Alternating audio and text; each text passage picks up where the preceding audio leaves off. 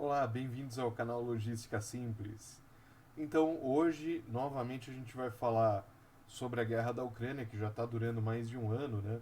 É muito mais do que a maioria esperava e torcia, né? Mas, enfim, é um assunto interessante do ponto de vista logístico. Está levantando vários questionamentos, né? E várias lições do ponto de vista logístico. Então, a gente vai falar hoje sobre a questão das munições, tá? Então, saiu na imprensa, nos últimos dias, uma série de notícias, declarações do Ian Stoltenberg, que é o responsável pela OTAN, né? Também algumas notícias vindas dos Estados Unidos sobre a questão das munições. Então, basicamente, no começo da guerra, a Ucrânia dispunha de equipamento que eles herdaram da antiga União Soviética e, assim como alguns outros países que hoje são membros da OTAN, como a Polônia, a República Tcheca, né, os países bálticos e outros mais. Então, no início, a munição enviada pela OTAN para a Ucrânia foi munição no calibre, né, nas medidas da munição padrão soviética. Então, só para vocês terem uma ideia, por exemplo, a munição de artilharia padrão da OTAN é de 155 milímetros, é o diâmetro, o calibre da munição. No caso da antiga União Soviética e hoje da Rússia, né, o padrão de munição é de 152 milímetros. Então, uma munição não é compatível com o equipamento da outra. Né? E por isso, os países que ainda tinham estoque de munição ali do período do Pacto de Varsóvia, né, cederam, acabaram doando essa munição para a Ucrânia. Né, os países europeus que tinham feito parte do Pacto de Varsóvia lá no período da Guerra Fria. Só que essa munição, a munição ali do período soviético, ela além de velha, né, obviamente eles não tinham a reposição, né? Então a maior parte dos países que entraram na OTAN, ao longo dos anos, eles estão substituindo, ou estavam substituindo os equipamentos herdados ali do período do Pacto de Varsóvia por equipamentos do padrão da OTAN. Então foi fácil para eles doarem, né, o resto de equipamento que eles tinham, a munição que eles tinham, até porque estava em processo de substituição. Né? É, Só que essa munição já não era em grande quantidade. Né? A munição tem um prazo de validade, né? Ela tem um custo, obviamente, para se fabricar. Uh, os países vão gastando um pouco dessa munição todo ano em exercícios militares, em treinamentos. Então, com o tempo, esses estoques vão diminuindo. Né?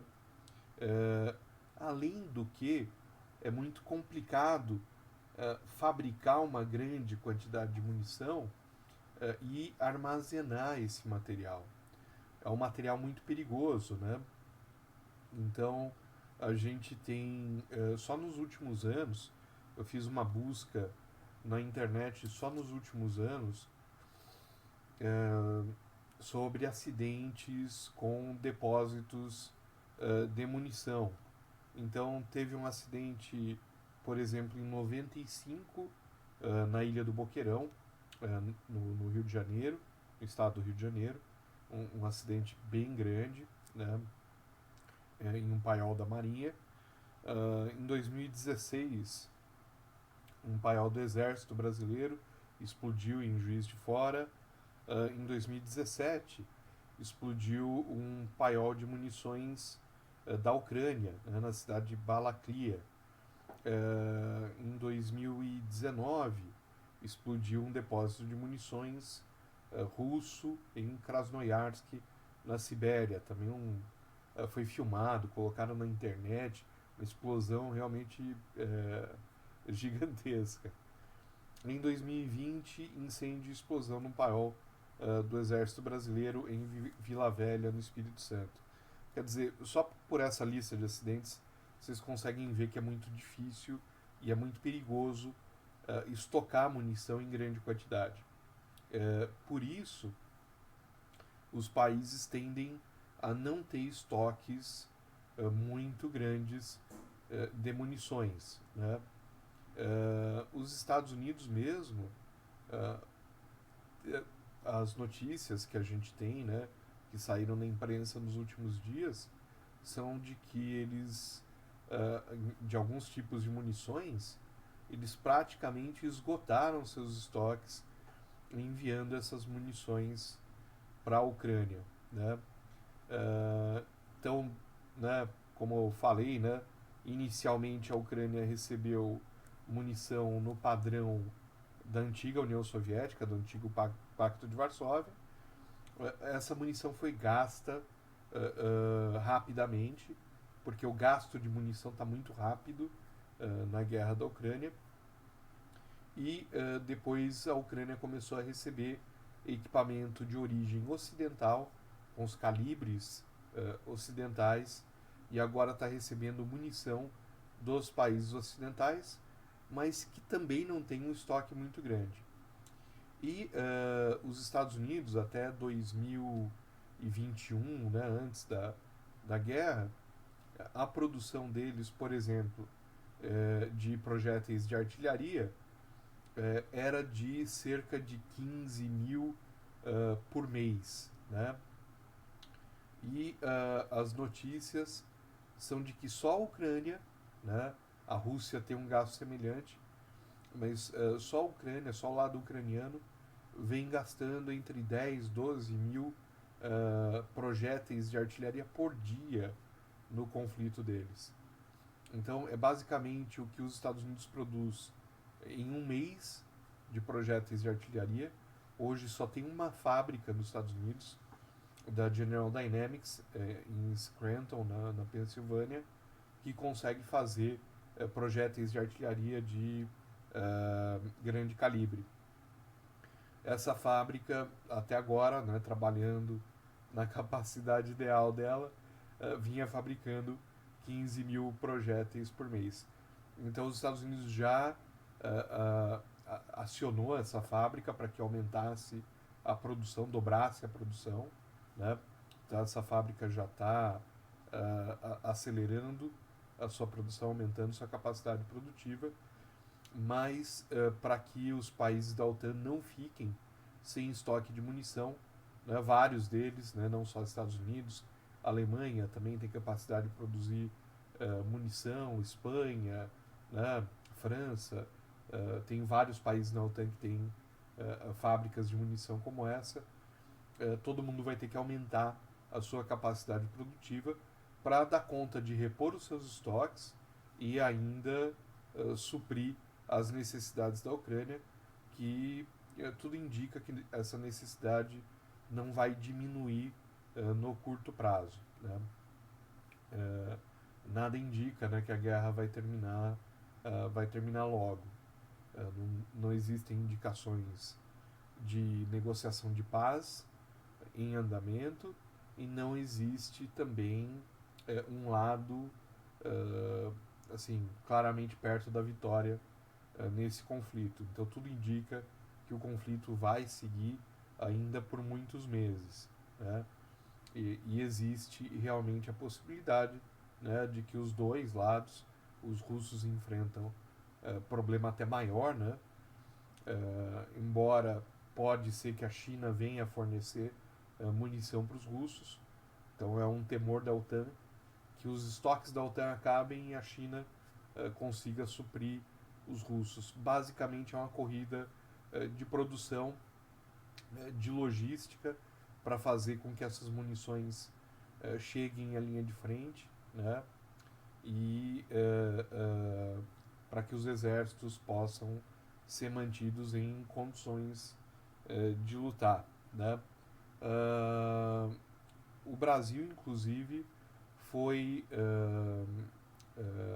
como que eu posso dizer, foi questionado, né, pelo Olaf Scholz, que é o chanceler da Alemanha, sobre a possibilidade do Brasil fornecer algumas munições alemãs que nós temos tanto para o veículo Gepard, a munição de 35 milímetros antiaérea, que está sendo bastante usado na Ucrânia, quanto a munição também dos Leopard 1 brasileiros, né, os nossos tanques usam munição de 105 milímetros e alguns países europeus, se eu não me engano, Holanda, Dinamarca, a própria Alemanha, estão enviando alguns Leopard 1, que são tanques razoavelmente antigos, mas ainda com boa capacidade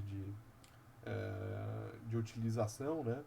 Eles estão enviando algumas dezenas de tanques Leopard 1 para a Ucrânia e questionaram o Brasil sobre a possibilidade do Brasil doar ou vender essa munição de 105 milímetros, e o presidente Lula achou por bem não entregar a munição para a Ucrânia, para que o Brasil não seja visto como um país parcial, né, que escolheu um lado no conflito. O Brasil quer mediar o conflito, né?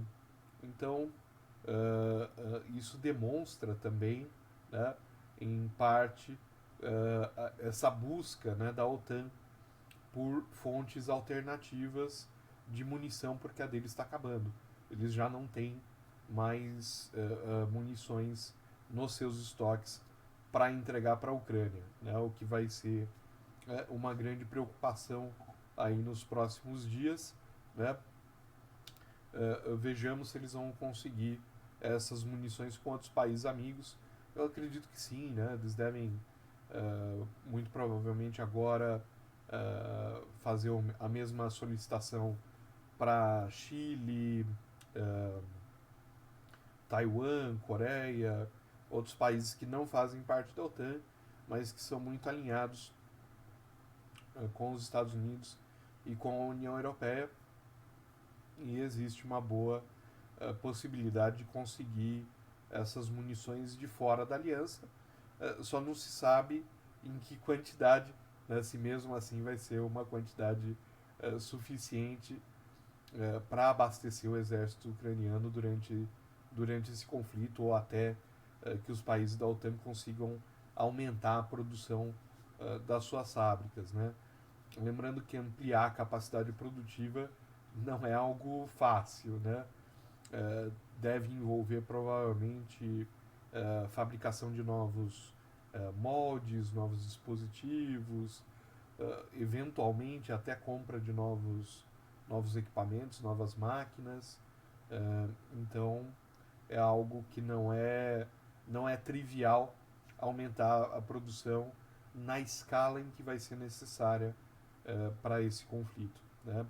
De novo, um conflito que vem deixando lições, né, que os países tinham na maior parte esquecido, né, desde da Segunda Guerra para cá, né? Os Estados Unidos mesmo se envolveu aí nos últimos anos bastante em lutas contra guerrilhas, não contra exércitos organizados. Então, nesses combates que se diz assimétricos, né, porque são entre forças bem desproporcionais, o uso da artilharia não era assim tão prevalente, né?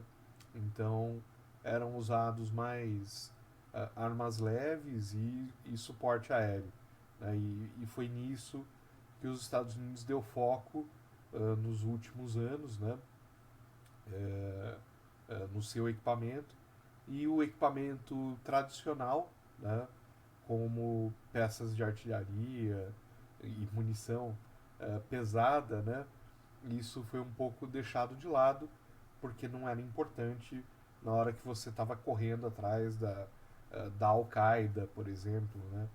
Você não ia usar uma peça de canhão de 155 milímetros, né, para matar um terrorista, né? Então era outros tipos de armamento, outro tipo de munição que os Estados Unidos ficou muito focado em adquirir e estocar nos últimos anos. Isso, em parte, levou à situação que a gente está vendo agora, né, desenrolar lá na Ucrânia. Mas, por outro lado, os Estados Unidos têm uma capacidade industrial ainda muito grande, né? Parte dessa capacidade industrial foi passada para a China, né? Os Estados Unidos terceirizou uma parte grande da sua indústria para a China, mas a indústria ligada ao segmento bélico, né? Essa, por razão de segurança nacional, ficou nos Estados Unidos e é de longe a maior indústria do mundo, né? Nesse segmento. Então, se alguém tem capacidade, né, de fabricar essas munições aí a tempo, com certeza é os Estados Unidos. Bom, era isso que eu tinha para hoje, pessoal. Obrigado por continuar prestigiando a gente aqui no canal e logo volto com novos vídeos. Até mais. Tchau, tchau.